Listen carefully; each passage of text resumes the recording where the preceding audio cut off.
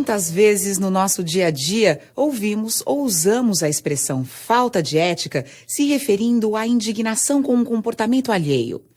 Se ética era um campo de conhecimento de estudiosos e especialistas, como filósofos, médicos e advogados, parece que ultimamente esta palavra invadiu os noticiários e entrou no vocabulário do nosso cotidiano. Mas será que o seu significado sempre foi o mesmo ao longo da história? Será que ética é um conceito universal? Afinal, o que é ética? Ética não é um saber acabado. Ética não é uma tabela pronta. Uma tabela das condutas elencadas, todas as condutas humanas em 2 colunas. Pode, não pode, pode, não pode. E o professor de ética, aquele que talvez tenha decorado a tabela. Partimos da premissa de que essa tabela não existe e, se existisse, ela estaria caduca no dia seguinte.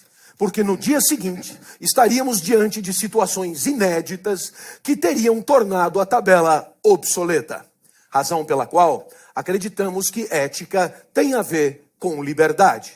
A possibilidade que temos de escolher como queremos conviver. A ética parte de uma premissa. A nossa convivência pode ser diferente do que ela é. E, portanto, a nossa convivência pode ser melhor do que ela é. A ética é a inteligência compartilhada a serviço do aperfeiçoamento da convivência. As formigas, por exemplo, também convivem, mais intensamente do que nós, talvez. E todos sabemos como as formigas convivem. Quase todas elas trabalham 24 horas, 2 ou 3 não fazem nada e ficam com tudo. Estranhíssima a convivência entre as formigas. Só que no caso do formigueiro tem que ser assim. As formigas são regidas pela sua natureza, são escravas do seu instinto e não podem conviver diferentemente.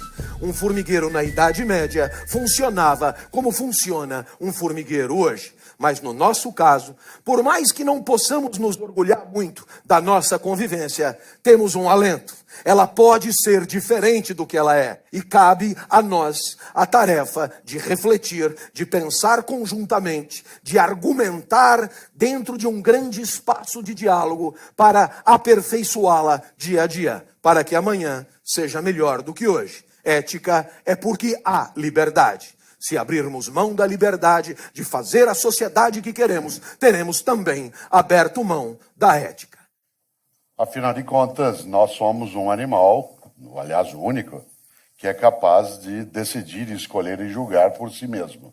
Isto é, nós somos portadores de liberdade. Há pessoas que dizem, eu gostaria de ser livre como um pássaro. Precisa cuidado, porque pássaros não são livres. Pássaros não podem não voar. Pássaros não escolhem o que fazem. Não adianta, numa bela tarde, por exemplo, como hoje, às 17 horas, um sabiá andando, ele de repente olha e diz, nossa, acho que está tão bonita a tarde, eu vou a pé para o ninho. E aí ele vai caminhando. É claro que ele não conseguirá fazê-lo. Não é ele que decide. A decisão sobre a conduta dele não depende dele. Exemplo concreto, por que é que às vezes você ouve falar de ataques de cães, pitbull, rottweiler? Por que é que o cão faz o que faz? Porque ele não tem como não fazer. Por que é que, vez ou outra, você tem a ação de um animal que nos parece agressiva?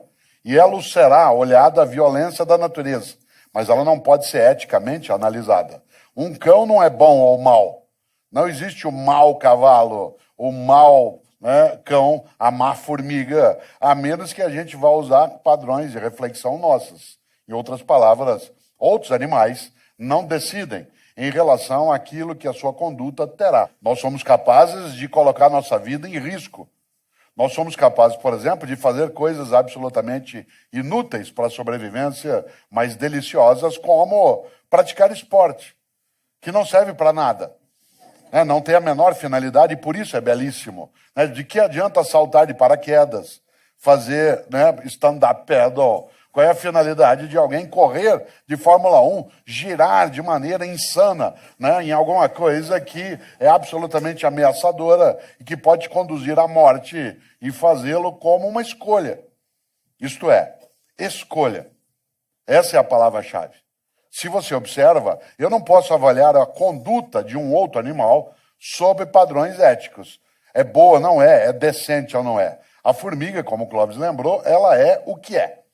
E ela é o que é porque a natureza assim a fez. Aliás, me lembrei, Karl Marx, né, no século XIX, grande filósofo alemão, dizia algo decisivo. Ele dizia que o pior dos tecelões, alguém como eu, que não tece direito, o pior dos tecelões sempre será melhor do que a melhor das aranhas, que faz teias magníficas. Porque embora o pior tecelão, ele não consiga fazer uma teia como a aranha faz, a aranha só consegue fazer a teia daquele modo. Ela só consegue repetir. Inclusive porque a aranha tem um defeito. Ela nasceu sabendo. Isto é, ela nasceu pronta.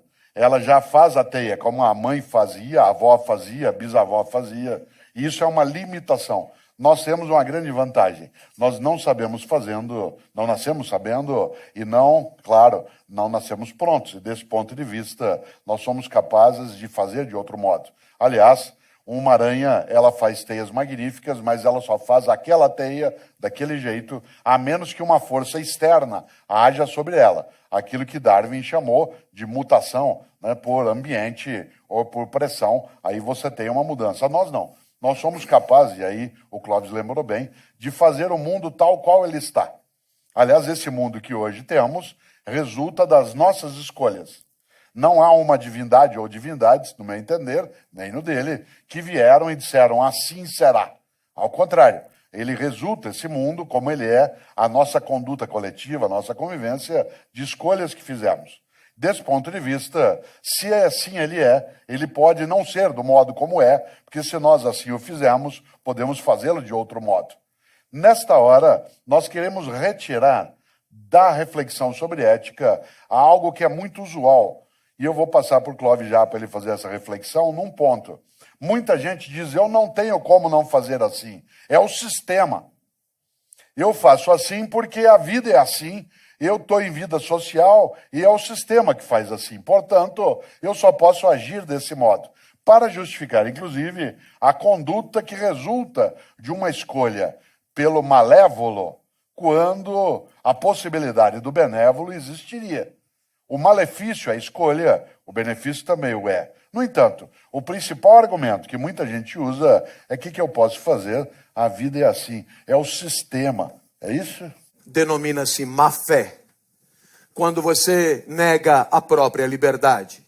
Quando você nega a própria condição de agente livre e capaz de fazer escolhas, sobretudo para justificar comportamentos que nos envergonham, que nos causam tristeza e que sabidamente não deveríamos ter tido.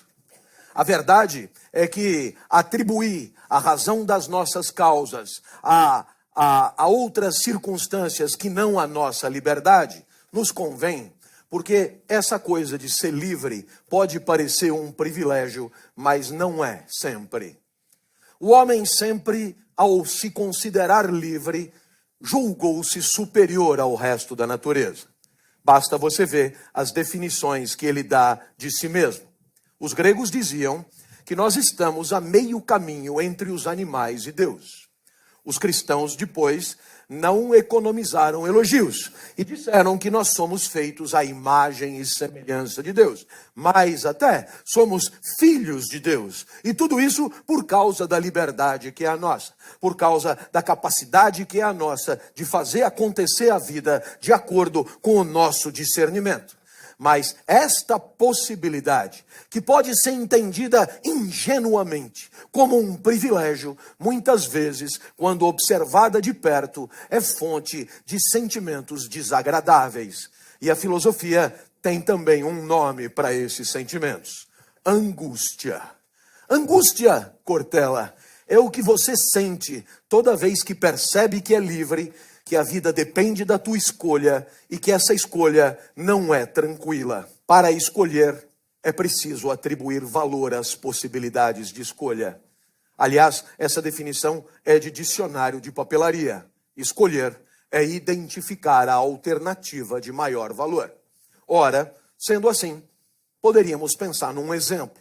O professor precisa atribuir valor ao aluno, então ele aplica uma prova ele conclui que o aluno vale 8. E qual foi o protocolo que ele utilizou? Ele comparou a prova do aluno a um gabarito, a uma prova nota 10, a uma referência. O que é que você aprende? Que não existe como atribuir valor sem ter uma referência de comparação, uma referência de contraste. Então, nesse momento, você poderia ser levado a pensar assim: ótimo, nossos problemas acabaram. Na hora das dúvidas existenciais, basta ter um gabarito da vida, basta ter a vida nota 10, basta ter a referência. Qual é a má notícia?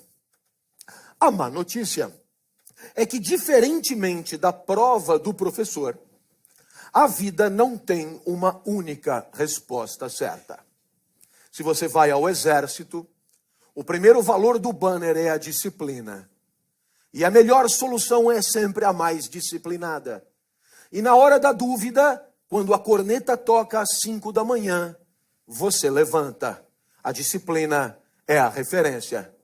Mas se você sai do exército e vai para um asilo de idosos, o primeiro valor ali é o repouso. A melhor vida é a mais repousante. E se alguma corneta tocar às 5 da manhã, os velhinhos no máximo levantam para fazer xixi e voltam para dormir, porque aquilo foi um erro. Você percebe que a disciplina, Cortella, é valor. A disciplina manda levantar, o repouso manda continuar dormindo. E você está diante de uma sinuca de bico. Dependendo do valor que você escolher, a solução será uma ou a sua contrária. E aí, a pergunta que qualquer um fará: mas que valor vale mais? A disciplina ou o repouso? E aí, eu digo, esse abacaxi é você que tem que descascar. Você que é livre para fazer suas escolhas também terá que criar uma espécie de hierarquia de valores. E isso eu não poderei fazer por você. Posso dar um segundo exemplo? Vamos pegar um valor da moda, a transparência. A transparência era, até outro dia, um conceito da ótica, atributo do vidro ideal. E foi importado para a ética recentemente, faça de tal maneira a que todos saibam de tudo, sobre todos, o tempo inteiro e em qualquer lugar. A empresa se converte numa casa de vidro. A transparência ajuda a melhorar o cinismo, a hipocrisia, os privilégios, as primazias indevidas. Com a transparência, a vida e a convivência melhoram. No jogo de cartas, o valor maior é o sigilo ou a confidencialidade. E esse é o contrário da transparência. Eu espero que você tenha percebido que no jogo de cartas, a transparência não é bem-vinda. Aliás, em jogo nenhum. E o mercado, por exemplo, é um jogo. Imagine se a sua empresa vai lançar um produto em outubro que vai quebrar as pernas do adversário. Todas as esperanças estão ali. As empresas concorrem cabeça a cabeça. E você, em nome da transparência, pega aquele projeto e leva para a empresa vizinha, para que possa tomar ciência do projeto antes do projeto ser executado. Pois será demitido por justa causa. Será demitido por quebra de sigilo. Porque para que o projeto dê certo, é preciso que a empresa concorrente tenha ciência do projeto o mais tardiamente possível. Eu espero que você tenha percebido que qualquer valor que você pensar pode ser problematizado. E esta complexidade de valores, para usar o termo de Edgar Morin, esses valores complexos são a garantia da tua liberdade. Por quê? Porque se os valores, eles compusessem uma tabela fechada, com um valendo mais do que o outro, se os valores indicassem uma verdade sobre a vida prática, a consequência imediata disso seria o fim da liberdade. Seria o fim da possibilidade de escolha. Mas é porque os valores são complexos que continuamos vivendo a vida cercado de dilemas, quando duas alternativas nos parecem igualmente ruins. De trilemas, de tetralemas. Exatamente por quê? Porque diante da complexidade dos valores, o abacaxi de escolher critérios é nosso. E dessa responsabilidade não podemos nos eximir. Quais são as referências e princípios que norteiam as nossas ações? No próximo bloco, a difícil tarefa de colocar na balança as perdas e ganhos que acompanham cada escolha que fazemos.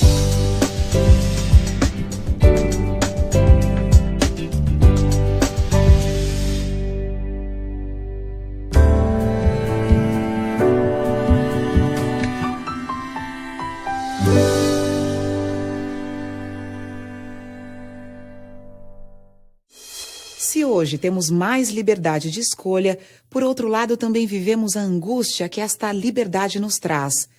Identificar as alternativas, estabelecer uma hierarquia de valores e assumir a responsabilidade de nossa decisão. O que precisamos ter claro são os critérios que vão fundamentar as nossas escolhas. Eu sou responsável pela disciplina de ética na Escola de Comunicações e Artes da USP, e eu disse: a angústia te acompanhará. Aí uma moça levantou a mão. Professor, eu tenho um namorado que faz engenharia aqui na frente, estuda na Poli, mecatrônica, o senhor pode imaginar o tipinho, mas eu gosto dele. E agora, em junho, Corpus Christi, tem Semana do Saco Cheio. Então, a gente aproveita para fazer o JUCA, Jogos Universitários de Comunicação. E esse ano foi em Guaxupé. E eu falei pro meu namorado: vem comigo, larga disso, descansa um pouco, vamos brincar, vamos divertir. Ele não pôde ir. Estava terminando um robô, faltavam só 2 antenas assim, pro robô ficar pronto. Você sabe que tem robô que sem antena, ele não fica feliz, não é? Então, vá você, não é? Professor, assim que eu desci do ônibus, um rapaz de sunga, só de sunga, musculatura saliente, muito diferente do meu mirrado mecatrônico, não perguntou nem meu nome, já me propôs na lata uma cópula furtiva. E foi aí, professor, que eu lembrei do senhor. Eu não entendi. Eu não entendi onde é que eu entrei na história. Ora, não é o senhor que diz que a vida não tem fórmulas prontas, que a ética é um exercício de escolha permanente, que os valores são complexos, que a incerteza paira e a gente angustia? Sou eu. Então de quem que eu ia lembrar, professor? Afinal, dar ou não dar? Eu espero que você tenha percebido que, dependendo do valor que você usar para resolver esse dilema, a resposta será uma ou outra. Há um valor extraordinário, que é o prazer. Ninguém pode abrir mão dele. Mas há, por exemplo, um outro valor, o respeito, quando você considera a alegria e a tristeza do outro na hora de decidir livremente a própria vida. E aí, pelo respeito ao mecatrônico, ela não deveria dar para um marombado de sunga. Eu espero que você tenha percebido. Os dilemas fazem parte da nossa vida. A ética não é uma solução pronta e acabada. Não se trata de um protocolo simplificador da existência. A ética não é autoajuda. A ética não se confunde com 10 lições para ser feliz. A ética não é o politicamente correto. A ética não é um conjunto de respostas prontas. Por quê? Porque se assim fosse, teriam nos escravizado. A ética é emancipadora. Devolve para você a liberdade que é a sua, com tudo que a liberdade tem. Angústia, não é, professor? E o Martin Heidegger, que é um grande pensador, como sabem, né, do século XX, ele dizia que a angústia, ela é a possibilidade plena. Ele dizia que a angústia é a sensação, às vezes, do nada.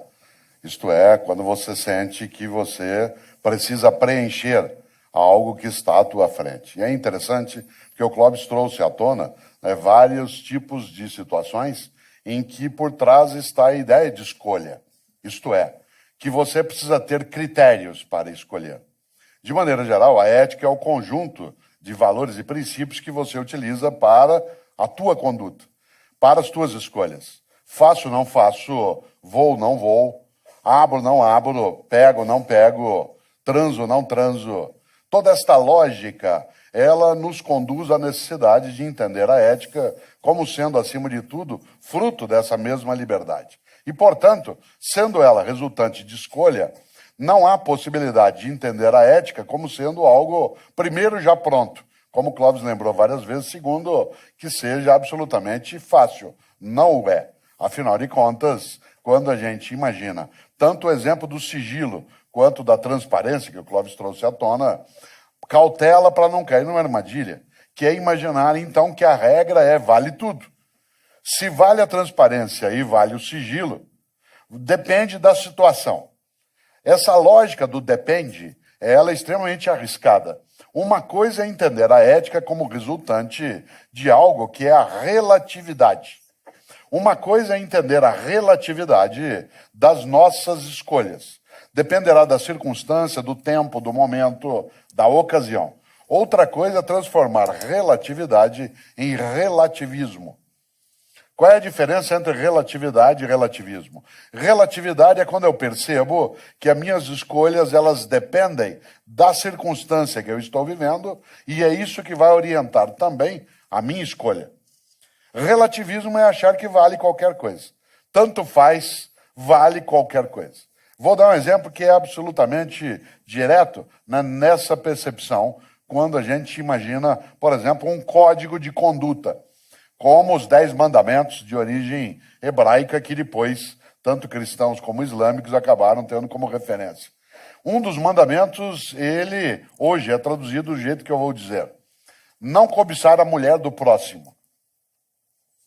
Se você pegar esse mandamento no original, em hebraico, ele vai estar escrito do jeito que eu vou dizer agora. Uma coisa é como ele está, não cobiçar a mulher do próximo. Em hebraico, no original, quando ele foi produzido, o mandamento diz: não cobiçar o boi, a terra e a mulher do próximo. Porque o mandamento se refere à propriedade e não à fidelidade. Afinal de contas, ele inseria tanto a mulher, quanto o boi, quanto a terra, como parte de uma propriedade. Não é estranho que assim fosse, afinal, algumas pessoas assim entendem até hoje.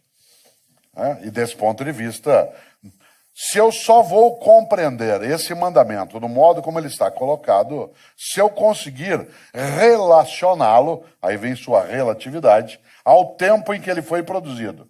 Ele é uma obra do século XIII a.C., numa sociedade semítica dentro de um mundo oriental. Desse ponto de vista, em relação àquele tempo, faz sentido escrever daquele modo. Quando eu atualizo, isto é, trago para agora, seria estranho um mandamento com essa expressão. Não cobiçar a mulher do próximo. Afinal de contas, até algumas décadas, a lógica seria essa. Hoje, eu teria que atualizá-lo e, sem ser desrespeitoso, as várias religiões que o têm como um dos seus mandamentos, a atualização hoje exigiria que eu escrevesse em 4 partes, e não mais em uma. Isto é, não cobiçar a mulher do próximo, vírgula, não cobiçar a mulher do próximo ou da próxima, vírgula, não cobiçar o homem da próxima, vírgula, não cobiçar o homem do próximo, ponto. Insisto, sem ser desrespeitoso em quem tem nos mandamentos uma referência, a ideia de uma convivência hoje exige que esse mandamento ganhe atualidade. E aí você diz, então valeu e não vale mais? Não, valeu naquele tempo, daquele modo. Quando o Clóvis diz, esse é o nosso abacaxi para ser descascado, há coisas que não adianta. Quando eu penso nas redes sociais, na capacidade de igualdade de gênero, no respeito às relações homoafetivas, não adianta eu buscar amparo para refletir eticamente em Aristóteles, em Platão, em Descartes, em Hegel, em Kant. Eles podem dar alguma iluminação para algumas questões mais gerais, mas coisas do nosso mundo de agora são de agora. Vou dizer algo que pode parecer absolutamente óbvio, mas todo ser humano sempre viveu na era contemporânea, sem exceção. Todo ser humano sempre viveu na era contemporânea, sem exceção. E a ética, ela é uma questão contemporânea. Isto é, ela é uma questão de cada tempo. Por isso, há algo que nos ajuda a pensar. Não existe uma ética universal. Ainda não existe. O que mais se aproximou disso como valores gerais é a Declaração dos Direitos Humanos de 1948. Mas não existe ética individual. Muita gente diz, não, mas na minha ética não há possibilidade de ética individual. A ética é sempre de um grupo, de uma comunidade, de uma sociedade. Dizem que a ocasião faz o ladrão e que todo homem tem seu preço. Você concorda com estas máximas? No próximo bloco, o que pensam os nossos filósofos sobre isto?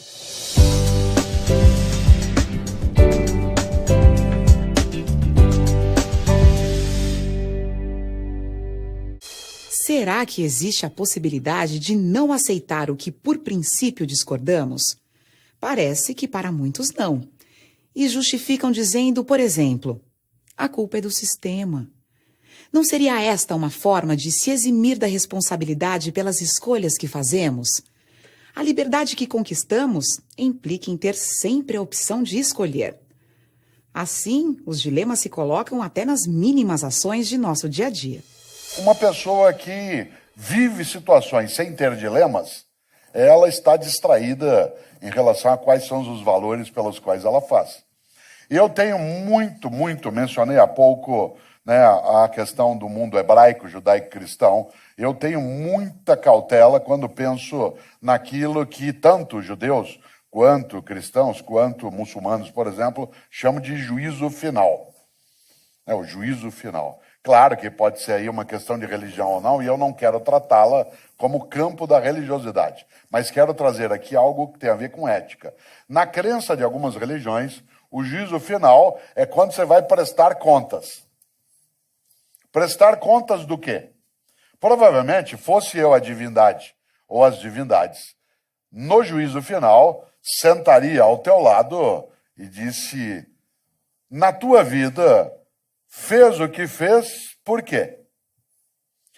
E por que é que não fez o que deveria ter feito? E aquilo que fez como fez, por que não fez de outro modo? Aquilo que fez, qual é a causa de ter feito?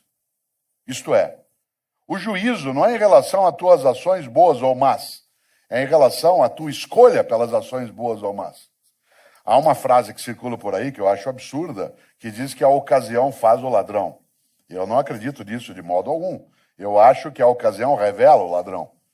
O ladrão, ele fez a escolha de sê-lo antes que a ocasião aparecesse. Milhões de pessoas têm a ocasião à sua frente e não escolhem serem ladrões. A escolha, ela antecede a ocasião. Ser ou não. Agora tem outra coisa que complica. Primeiro, valores são relativos, mas não são relativistas. Não é que vale qualquer coisa em qualquer lugar. Há coisas que nós não queremos que tenham validade. Por exemplo, a diminuição da dignidade humana, a diminuição da honra, da capacidade de vida coletiva, a destruição daquilo que dá sustentação à nossa existência. Eu não quero que isso seja relativizado. No entanto, há algo que a gente, claro, tem que trazer para o nosso território. Nós temos dilemas. E esses dilemas, eles são a fonte dessa liberdade, e essa liberdade nos leva a sofrer. A angústia, ela é um sofrimento. Seria bom não ter de escolher em vários momentos, mas não significa que eu não tenha balançado na situação.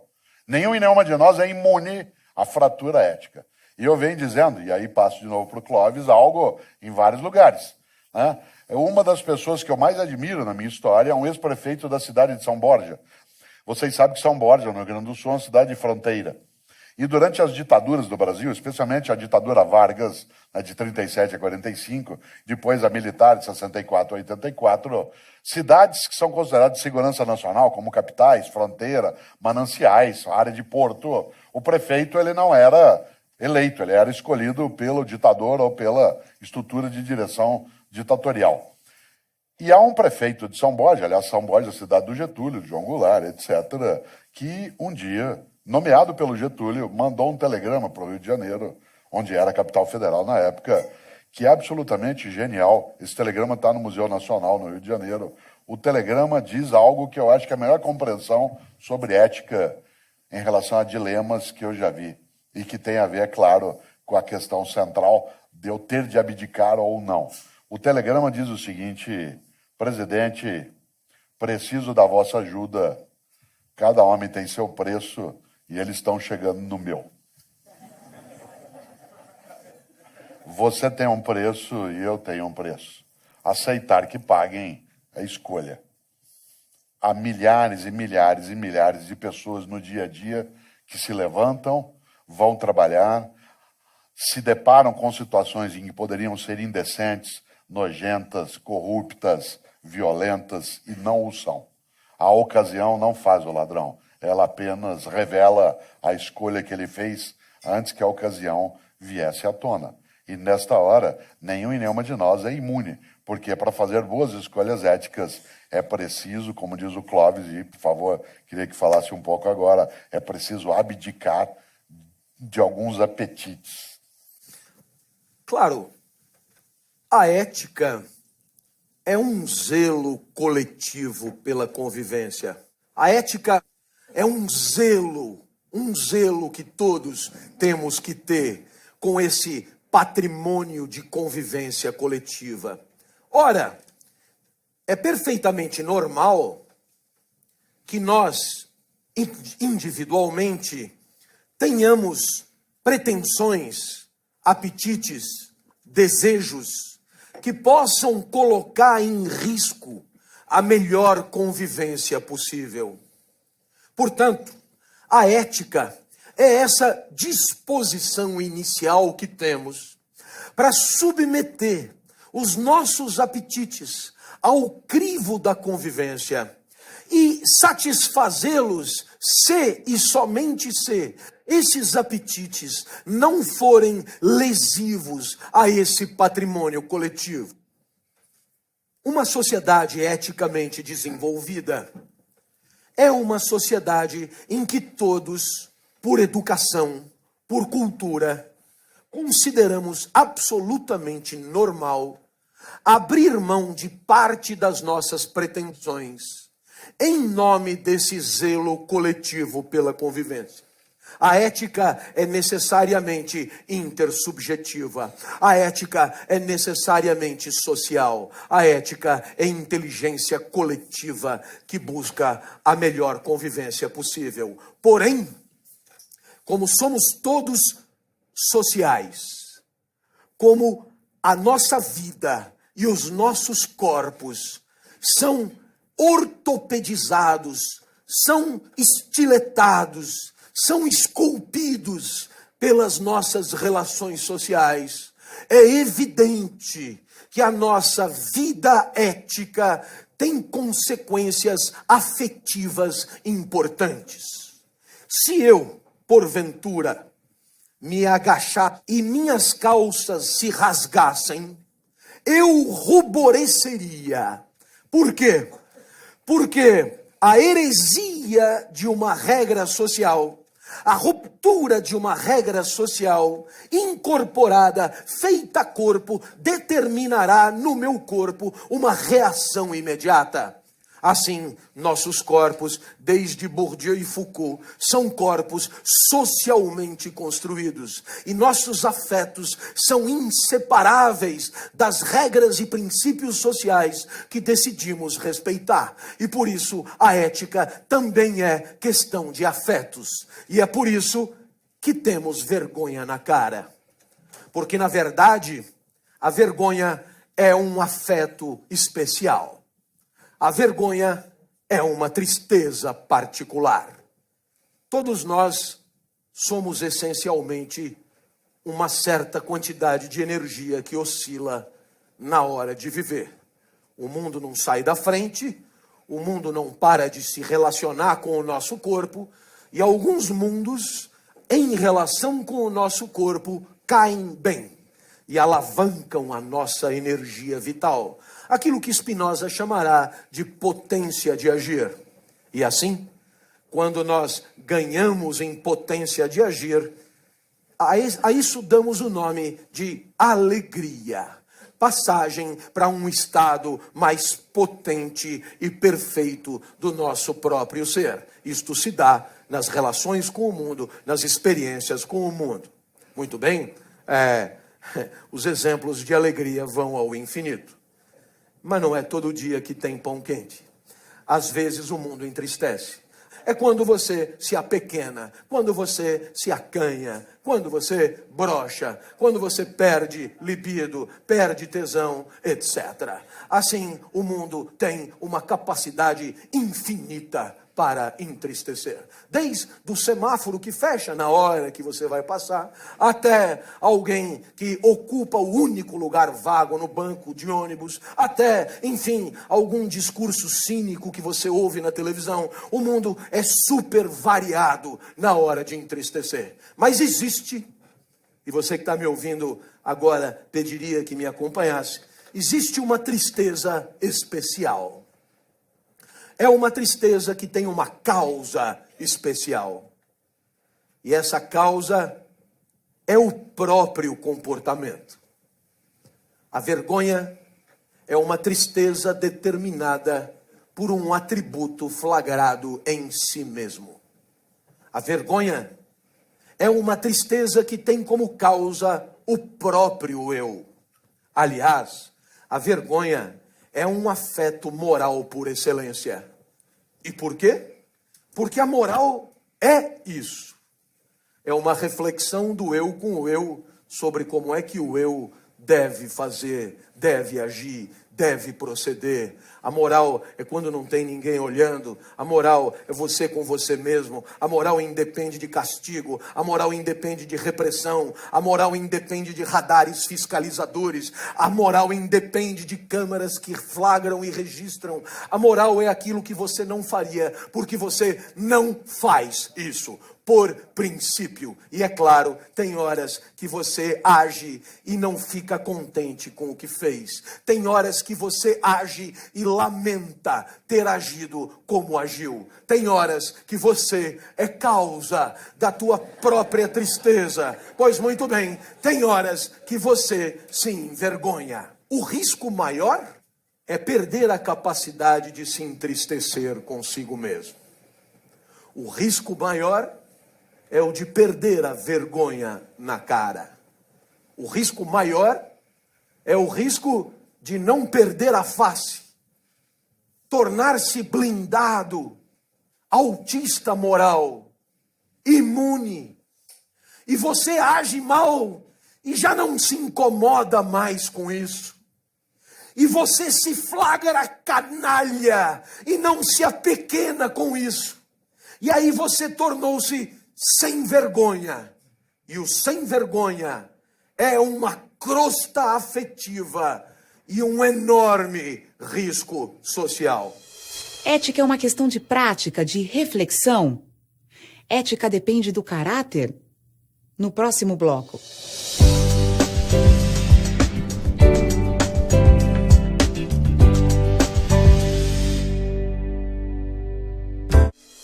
Não existe ética universal, nem individual. Ela é sempre de um grupo, de uma comunidade. Como dizem nossos convidados de hoje, a ética é uma inteligência coletiva que estabelece os princípios para a boa convivência de uma sociedade. Por isso, ética é uma questão de cada tempo, de cada cultura. A Luzia pergunta se a falta de ética reflete a ausência de bom caráter. Aristóteles tinha um entendimento sobre ética que não coincide rigorosamente com o nosso. Aristóteles acreditava que ética fosse uma reflexão sobre a vida como um todo. E até o fim da vida é possível dar a ela um encaminhamento nobre. Ora, o que a vida tem que ter para valer a pena, segundo Aristóteles? Aristóteles, que era biólogo, que era botânico, comparava a nossa vida à muda de uma planta. A planta, enquanto muda, é uma grande possibilidade de tornar-se uma grande árvore. E dependendo da vida que a planta levar, ela vai vingar. Ora, nós também nascemos muda, nascemos potência, nascemos com recursos naturais, talentos e habilidades, aquilo que Aristóteles chamava de virtudes.